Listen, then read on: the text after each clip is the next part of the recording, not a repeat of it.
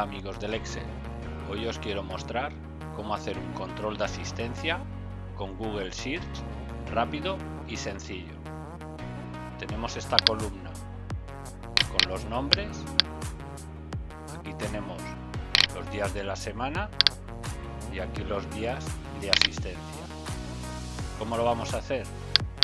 Seleccionamos todos los días de la semana, nos vamos a insertar, casilla de verificación y aquí en días añadimos la siguiente fórmula, igual, contar sí, paréntesis,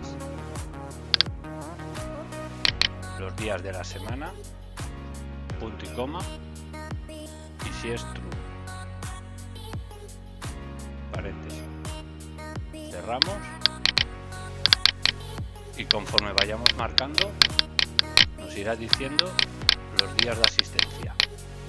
Bueno, espero se hayan resuelto tus dudas. Si te ha gustado, dale a like, comparte y suscríbete para más vídeos como este.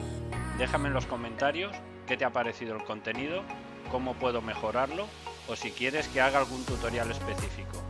Me ayudarás mucho. También puedes seguirme en las redes sociales. Hasta pronto.